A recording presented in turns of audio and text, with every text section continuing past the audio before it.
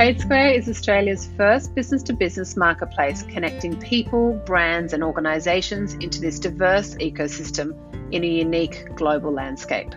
Through pivoting, transforming and reshaping, Australian businesses have an opportunity to create the model for the future that aligns with the world's needs and leveraging the power of a collaborative approach. Through the TradeSquare podcast, we will bring together dynamic, diverse and thought-provoking leaders from business, government and organisations to have conversations to further enable new thinking for the future.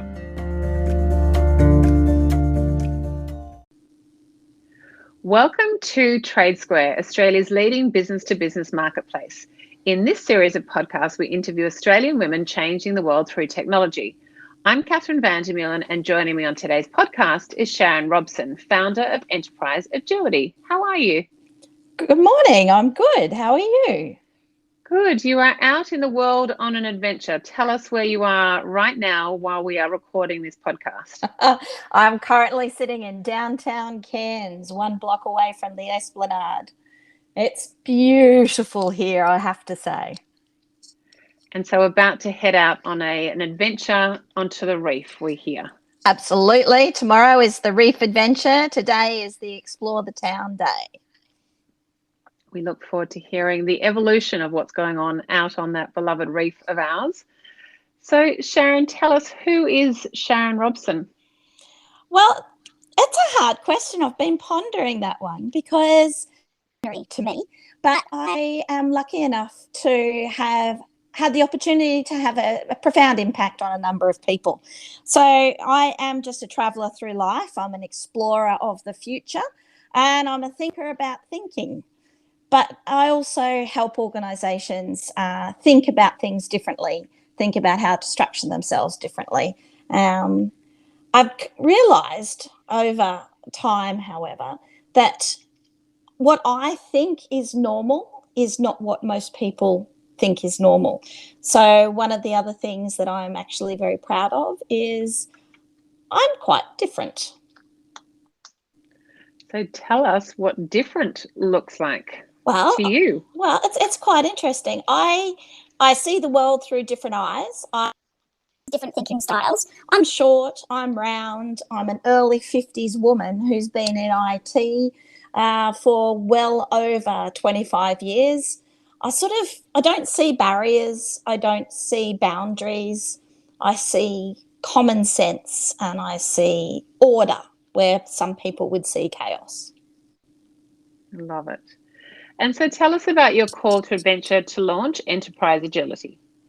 Right, yeah. So a couple of years ago, I was climbing the corporate ladder and doing quite well. I had a very senior role in a very large organisation.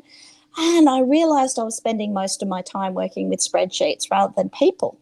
And I thought my passion, my heart and my call to action through life is to help people be better at working well together. So I thought I need to get out of my office. I need to get away from the spreadsheets and I need to get back to working with people to help people. So that was my main motivation. The other thing was, as I said before, I do things differently. I thought, you know what? I might be able to make a bob out of this. So I hung up my own shingle and now I work as a consultant. And so what are the biggest focuses in your role that support Australian organisations? I work around the world, but look, mainly in Australia at the moment. Thank you, COVID. But my focus is helping organisations join the dots. Organisations these days, particularly in the corporate world, we are working in the information/knowledge economy. And one of the things that organisations desperately need to do is figure out how do they leverage the greatest part of their organisation, which is the people. And that's what I do. I help organisations really understand the value associated with people who are part of the organisation, the thinking that is part of the organisation and the learning that is part of the organisation. And so part of the work that you do is focused on modern working practices. What does this look like and how is it impacting organisations? Oh, the impact is enormous, absolutely enormous. And this is, I guess, why I'm in business. The the fourth industrial revolution has gotten a few headlines over the past little while. And this is where we start to realize that people are the most important part of every organization because of their knowledge, because of their ideas, because of the learning that they bring to any organization. But the thing that we need to realize is that people are not fungible resources. We can't just swap people in and out. The dynamics of being a member of an organization, being part of a corporate team, have changed drastically over the last 20 years, basically since the turn of the century. We've got all of these opportunities to actively engage with each other, and we've got to make sure that we're actually engaging in meaningful and valuable ways. So when we start to think about that, the modern organization really needs to leverage a few key elements. First of all, knowledge and learning, getting super tight feedback loops, looking at organization membership as being part of a person's journey, not the destination. We're all going to have multiple careers. We're all going to live far longer than we expected to live. So the way that organizations work these days has to change to allow for short tenures of multiple types of people at multiple stages of their careers. And so knowing that we all have very different thinking styles, how do you work with people to get thinking about thinking? Oh, so many things. I spend a lot of time, first of all, think about teaming. And teaming is one of the essential skills that we all need to grow in modern working environments, because we need to be able to work well together and think well together. So the first focus is, let's start to think about collaborative thinking, and just getting people to get comfortable in working with other people is number one thing. Moving away from an individual meritocracy to a collective value-based outcome is the first stage. The second stage is then to be creating an environment where knowledge and ideas are easily and safely shared. And this is one thing that people need to really get in the habit of sharing their ideas and sharing their thoughts. We do it outside of work all the time. You know, the social media platforms that exist that allow us to sell our opinions and share our thoughts, they're everywhere. We need to harness that type of thinking inside of work so that we can maximize people's ability to have an impact, to share what they know. So we live in a complex world made up of layers, ecosystems, and thinking. What are some of the ways that you approach the idea of decoding complexity? Oh, that's a great question. I love that. I thought about this one. The first thing, as with all things, is awareness. We would like to believe that we live in a simple, straightforward world. That is not true. So step one to decode complexity is be aware of complexity and not be afraid of it. Don't be scared or put off by it. Actually leverage it, harness it, and recognize that it is part of our lives. Let's not resist it. Let's actually go with it as opposed to against it. Once we've recognized it and we've made ourselves aware that complexity exists, the next thing to do is to move away thinking about the minutiae and step back so that you're actually doing holistic thinking. Because for complexity, you actually need to see the whole. Most of us are too in the weeds. We're too detailed. So part of unraveling the complexity is to step back and look at the bigger picture. So starting to think holistically is very important. So that's where we move away from tactical thinking to more strategic thinking. And then the third thing that we need to do is we actually need to be thinking about systems. You mentioned it in the question, layers and ecosystems. I really recognize that when we're talking about complexity, we do need to be thinking in terms of an ecosystem, cause and effect, relationships, and looking at the entirety of the system. See that our bit is actually only part of the whole. By understanding the whole, we can make our bits more effective and efficient. And I guess much like the ecosystems that you will engage with tomorrow when you are out on the Great Barrier Reef. So exactly right. I'm sure they're also made up of layers and ecosystems and thinking in a very complex world that is beneath the level of the water. Absolutely, yes. And so, Sharon, what is a key message that you are super passionate about, that you are advocating and championing through your work? The word mouth most often, collaboration, true working together, true knowledge sharing, true mind melding, if we could possibly do that. That's what I'm passionate about. If we can actively collaborate with each other, then we can collectively build greater knowledge inside our organizations, inside our teams, but also inside our communities. And the idea of us being able to openly and actively engage in knowledge sharing, in information creation, is something that is the cornerstone to our future. If we don't collaborate, if we don't help each other learn about everything, we're doomed. There's no way that we can exist in isolation. So if we unpack the words collaboration and mind melding, which I love, I might need to adopt that one. Collaboration and mind melding. What are some of the actionable steps that organizations can take to be collaborating more, to be mind melding? Well, the first thing is you've actually got to be deliberate about it. Everyone seems to think that collaboration will happen organically. My thesis is that it doesn't happen organically. It is a deliberate practice that you need to engage in. And you need to set up frameworks and structures for collaboration. You can't just have people come into a room and throw words at each other. You actually need to establish a goal. What are we going to collaborate about? And then you've got to be thinking about the ways that you can collaborate. Again, it doesn't have to be verbally. There are so many tools, techniques, platforms that are available to aid in collaboration. The big cornerstone comment, though, around collaboration is that if we look at our information as a big jigsaw puzzle and each of us hold a piece of the puzzle, none of us knows what the top of the box looks like in the jigsaw puzzle that we're doing. So we've got to put our pieces, our knowledge together in such a way that it makes sense to us, not in isolation individually, but collectively. So we sort of have to share a bit, giving trust, giving blanket approval to everyone else sharing their bits, so that we can put them together and see how they fit, then stand back and see whether or not we've made a sensible picture. If not, then we have to re-engage. So collaboration has to be iterative. It has to be done in a psychologically safe way. No hierarchy, no blame.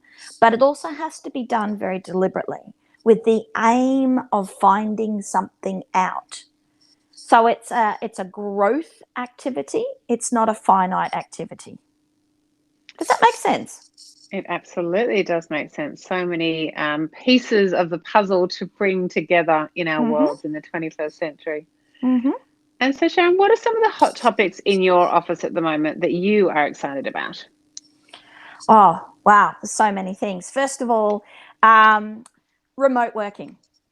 When I started on this journey around helping teams collaborate, one of the things was I was, almost insistent that we had to be co-located, that we had to be in the same physical space.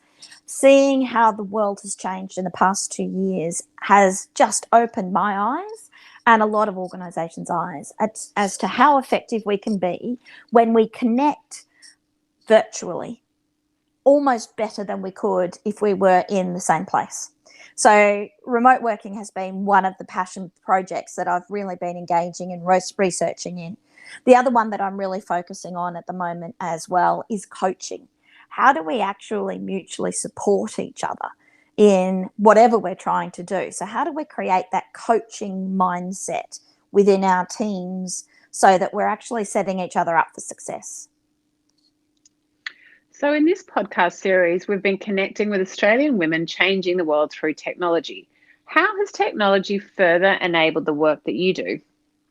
Well, like I just said, remote working now, everyone's on video cams. We've got all sorts of audio opportunities. But the other thing that I'm really enjoying is there's absolute bucket loads now of visual collaboration tools that we can get engaged in, where we can have a working platform that everyone can be working on at the same time.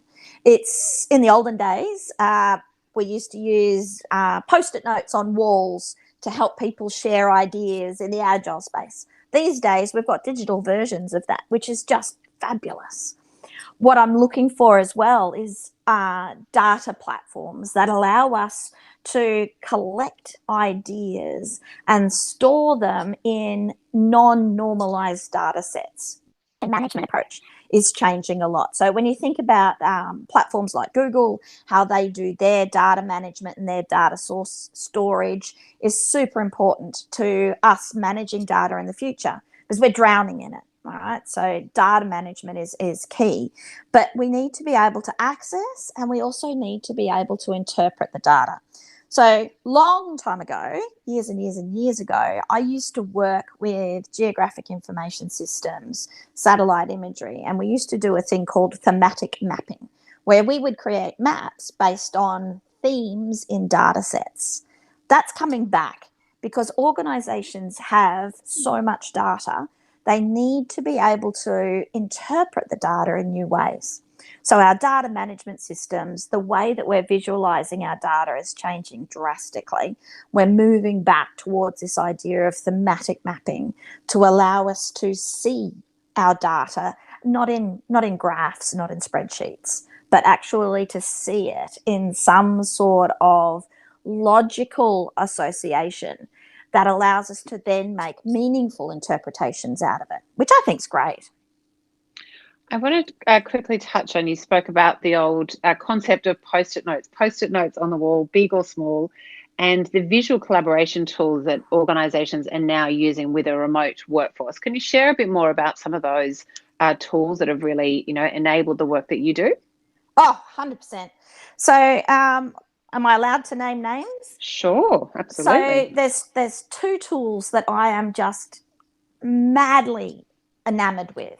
So Mural and Miro. They're almost the same, slight differentiations, but they're two tools that I have never been exposed to prior to being forced down the remote working path.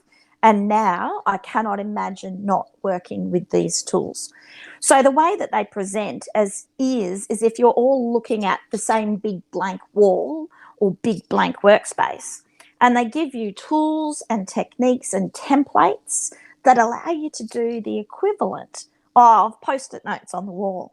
But they come with pre-formatted templates that you can put in place to allow massive collaboration activities.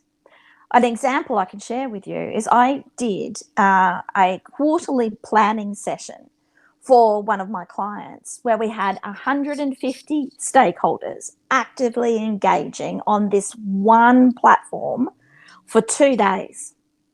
These platforms, the boards that we use scale almost infinitely, and they allow everyone to engage and see what everyone else is doing. Give you the workspace for you to be able to get your ideas out, to make them visual, to make them consumable by other team members.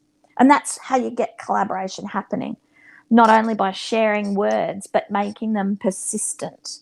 By getting the ideas out and getting them into the public domain, you're able to make great leaps and bounds in building shared understanding.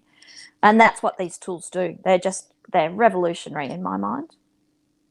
We love hearing the actionable outcomes, things that we can take back into our organizations to really activate on some of the things that you've been talking about. So thank you so much, Sharon, for sharing your world and the things that you are passionate about with TradeSquare. Oh, my pleasure, Kat, my pleasure.